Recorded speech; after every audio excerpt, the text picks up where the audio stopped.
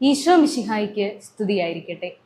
ദൈവം ക്രിസ്തു വഴി നിങ്ങളോട് ക്ഷമിച്ചതുപോലെ നിങ്ങളും പരസ്പരം ക്ഷമിച്ചും കരുണ കാണിച്ചും ഹൃദയാർദ്രതയോടെ പെരുമാറുവിൻ എന്ന് വിശുദ്ധ പൗലോസ്ലീഹ എഫേസോസുകാർക്ക് എഴുതിയ ലേഖനം 4-ാം അധ്യായം 32-ാം വാക്യം നമ്മെ ഓർമ്മിപ്പിക്കുന്നു.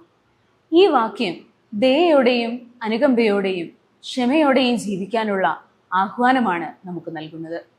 എന്നാൽ നമ്മുടെ ദൈനംദിന ജീവിതത്തിൽ ഇതെങ്ങനെ യഥാർത്ഥത്തിൽ പരിശീലിക്കാം? സ്നേഹം പ്രകടിപ്പിക്കാനുള്ള ഏറ്റവും ലളിതവും എന്നാൽ ഫലപ്രദവുമായ മാർഗമാണ് ദയ.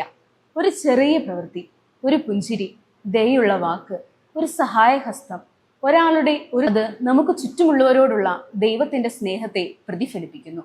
നമ്മൾ ദയ തിരഞ്ഞെടുക്കുമ്പോൾ നമ്മൾ നല്ലവരായിരിക്കുക മാത്രമല്ല, ഈശോയുടെ ഹൃദയത്തെ പ്രതിഫലിപ്പിക്കുകയും ചെയ്യുന്നു. അനുകമ്പ സ്നേഹത്തിന്റെ കണ്ണുകളിലൂടെ കാണുന്നതാണ്.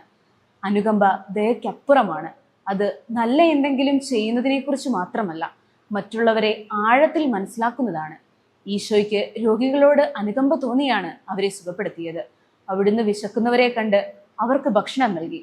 തകർന്നവരിലേക്ക് കടന്നു വന്ന് എല്ലാം പുനഃസ്ഥാപിച്ചു.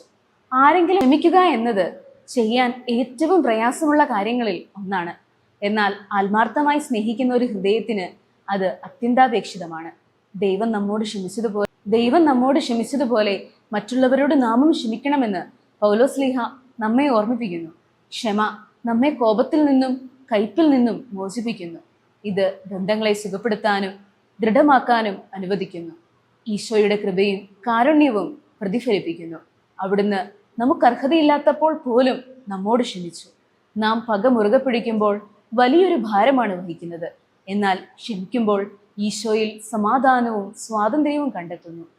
ദൈവം ക്രിസ്തു വഴി നിങ്ങളോട് ക്ഷമിച്ചതുപോലെ നിങ്ങളും പരസ്പരം ക്ഷമിച്ചും കരുണ കാണിച്ചും എല്ലാ ദിവസവും ക്ഷമ പ്രായോഗികമാക്കാനുള്ള 3 ലളിതമായ വഴികളാണ്: ദയ തിരഞ്ഞെടുക്കുക, ചെറുതും വലുതും ലളിതവുമായ പ്രവൃത്തികൾ കൊണ്ട് മറ്റുള്ളവരെ അനുഗ്രഹിക്കാനുള്ള വഴികൾ തേടുക, അനുകമ്പ പരിശീലിക്കുക, ശ്രദ്ധിക്കുക, മനസ്സിലാക്കുക, സഹായിക്കാൻ നടപടിയെടുക്കുക, സ്വതന്ത്രമായി ക്ഷമിക്കുക, ദൈവം നമ്മോട് ക്ഷമിച്ചതുപോലെ നീരസം ഉപേക്ഷിച്ച് കൃപ തിരഞ്ഞെടുക്കുക. ദൈവം ക്രിസ്തു വഴി നമ്മോട് ക്ഷമിച്ചതുപോലെ നമ്മളും പരസ്പരം കരുണ കാണിച്ച് ഹൃദയാർദ്രതയോടെ പെരുമാറണമെന്ന് ഈ തിരുവചനം നമ്മെ ഓർമ്മിപ്പിക്കുന്നു. സ്നേഹം വെറും വാക്കുകളിൽ മാത്രമല്ല, അത് ദയ, അനുകമ്പ, ക്ഷമ എന്നിവയെക്കുറിച്ച് കൂടിയാണ്. ഈ രീതിയിൽ നാം ജീവിക്കുമ്പോൾ നമ്മുടെ അനുദിന ജീവിതത്തിൽ നാം ഈശോയുടെ ഹൃദയത്തെ പ്രതിഫലിപ്പിക്കുന്നവരാകുന്നു. നന്ദി.